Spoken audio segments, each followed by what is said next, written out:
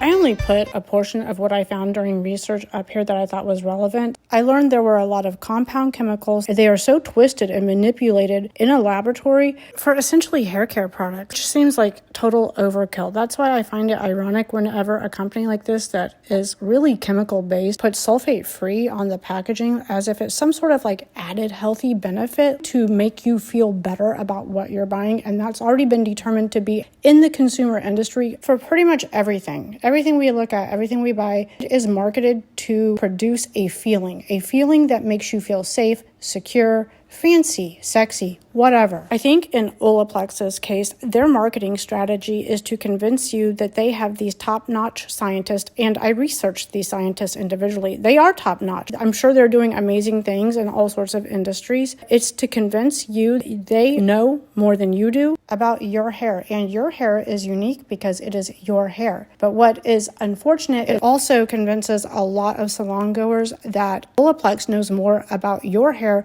than your stylist does, even though your stylist is the one doing your hair. Now, all brands do this, and all brands would undoubtedly deny that that is their goal. But if they are targeting a salon visitor on a regular basis, that is their goal. Obviously, I research and educate myself. And you have to do that in the hair industry because everything that is marketed to the stylist directly can have culty indoctrination vibes. Years ago, I tried to avoid going back to L'Oreal Professional, though it is where I gained my original color education. When I went down my little green spiral, I did that because I read a book called The Ugly Side of the Beauty Industry. It was very eye-opening. I swore off any big brand companies, but I always end up going back to that brand because it is professional and they do put the power of prescribing the right products to the salon clientele in the stylist's hands. With that said, I did find that there was some sort of lawsuit in Olaplex's defense that L'Oreal Professional was supposedly ripping off this proprietary ingredient, but so many brands did. I will need to ask my rep about that. It was the first I found out about it, so I am kind of looking forward to gaining more information about that. But that is exactly where that ingredient should be. If it's going to be inside of any product, it should only be in the lightener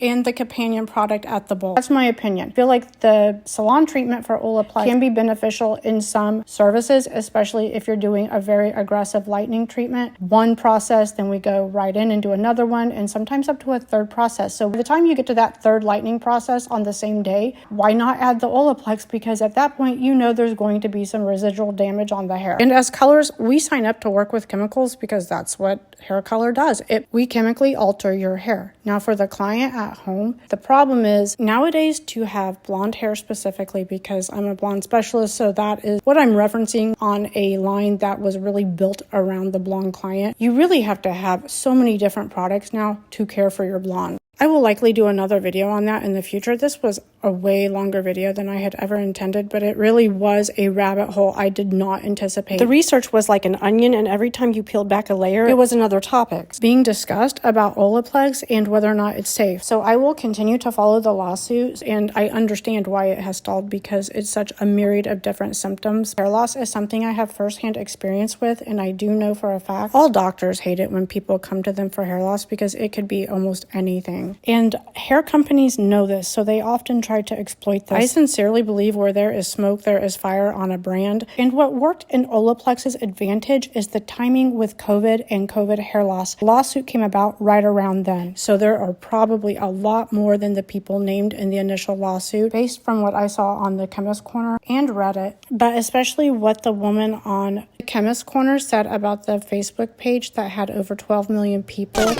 Update on the Facebook page. So I did join this page, and it's a group with 15,000 members. I think she meant 12,000, not 12 million. I'm in Kansas City, and when I first read that, I was like, damn, that's more than Missouri and Kansas combined. And she may have been doing voice dictation or something. I believe it was an honest mistake, but ironically, someone asked about this very person just yesterday because they found her post and her tips helpful, and I don't think she's in the group anymore. A bunch of people commented that they think she left the group. I think there are a lot of people in there seeking help, but I can kind of see why. The first day I was in the group, a new member who was a stylist posted and introduced herself, and she was wanting some information about people's experiences. It was genuinely inquisitive and kind because, like me, she's sincerely trying to help her clientele and those that she can reach. She got freaking roasted for just being a stylist. I wasn't sure what to think because some of the comments were so rude. Generally, I think it's a supportive group, but stylists always find each other. We always find our people, right? I suggested some Malibu products to another stylist, and I haven't been back on, but I told her I was looking for her too because I referenced her post on the Chemist Corner in the first video. And either she or another member said they thought that Ren left the group for getting blasted for trying to sell products. It's social media, so you have to take these forums in stride. We'll see how it goes. I'm hoping to connect with others, but I feel like this page could benefit the lawsuit if the admins keep it on topic with less personal accusations. From what I gather, this Ren person was truly trying to put her experience out there and help people not sell products at all. Because I can tell you firsthand, stylists do not think first to sell products. I mean, retail sales are always an issue in any hair salon. Because I'm a stylist brain person first, business owner second, I can tell you firsthand, retail is always a struggle. And again, these companies know that. That's why they target the clientele of salons. They know that we ball drop a lot closing a service with the right product. Olaplex knew that. They say they're empowering stylists when really they're just using them to access people they know are already spending money. But honestly, Gen Z does not have a high spend rate in hair salons yet, but they do spend a lot of money on personal care. And that's why I think Olaplex went after the TikTok influencers hard. In this Facebook group, I did say in one of the comments that people forget when a pro line comes under fire, it is the hairstylists that are ground zero victims in the whole controversy because they are the ones who initially used the product and then talked about it. And that's why I hate to use the word exploit. I say that in a lot of videos. There's no other word for it. Because if you show me a stylist that is still actively doing hair after 5 years, they are passionate about keeping our professional industry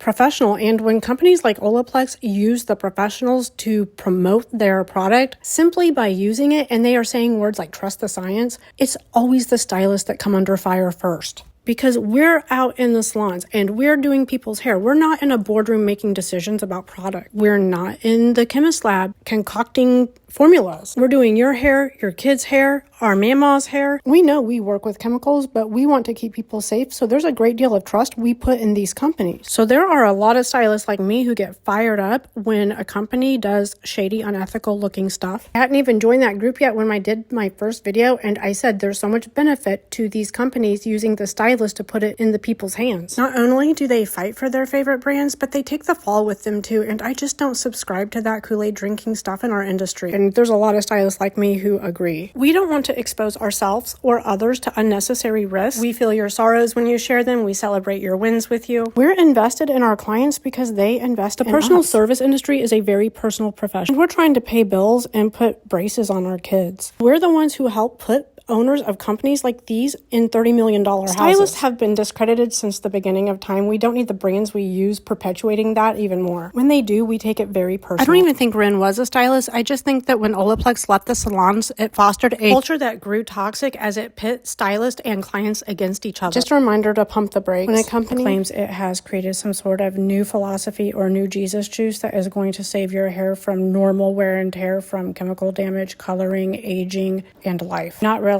The thought needs to be remembered that naturally a stylist is going to recommend what they are familiar with. If there is something that we don't carry and I think it will benefit a client, it is my responsibility to tell that client. So if your stylist or colorist is not doing that, then ask them. Ask them to do research on a product for you. And unfortunately, I think that's why people are taking self-education into their hands because they aren't really doing that. But you have to take self-education, and by self, I mean you, the consumer, with a grain of salt because the brand and the influencers like Kim Kardashian, Olaplex was endorsed by huge celebrities. I'm going to continue to research Olaplex because they have a lot of number 2 inspired products. Like, what does that even mean? I've been in this industry for 30 years. If I don't know what that means, then how does a consumer know what that means? Based on breaking down the chemical content alone, the only place I see this service being appropriate is in the salon. And even then, I would only use it in certain circumstances because it's an upcharge to a bleaching service. Highlights, bleaching services, these are all expensive services. And if you want your client to come to the salon regularly for these services, then using Olaplex is counterproductive. I definitely recommend Bradmondo's video on putting Olaplex to the test. His videos are always fun to watch, but he demonstrates live. Bleaching with Olaplex versus bleaching without it does not produce a very significant difference. He bleached 2 separate sets of hair extensions and blow dried them with a metal round brush as an experiment. In the salon, you wouldn't do this because you wouldn't put a metal round brush on freshly bleached hair, but he was really pushing the results of Olaplex. Like, does it do these amazing miracles. There were two major factors that he determined, and this is also conclusive with what I have experienced in the salon and my staff. It does make the texture for some cheaper lighteners or any lightener that swells a little better, more smooth, more creamier, and it does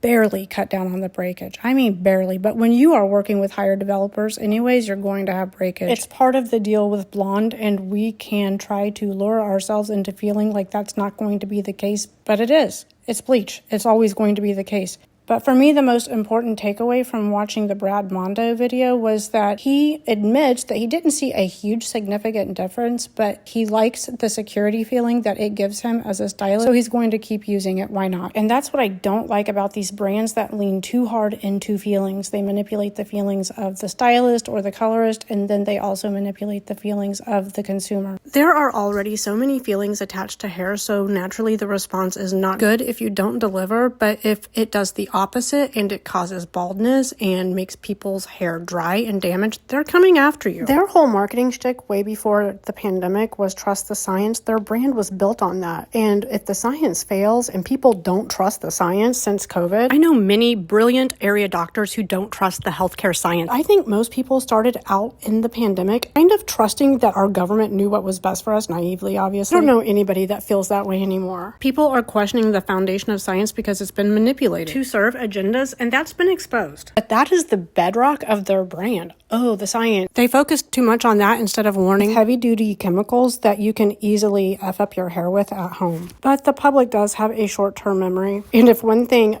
Olaplex can do, it is market the hell out of some shampoo. And though COVID kind of saved them on the lawsuit, I think it's only going to get worse. I don't see how this brand can recover. Based on what I saw on the chemicals, I'm not sure it being sulfate-free is even good. It needs something to break up the goo. Compound derivative chemicals that it doesn't take much research to see that they are toxic. We're all exposed to enough toxins. We're not trying to voluntarily put it in people's hands. Alleged toxic chemicals, because we broke it down, we saw with our own eyes, but of course, I'm not trying to have some multi-billion-dollar company come after me. You decide for yourself.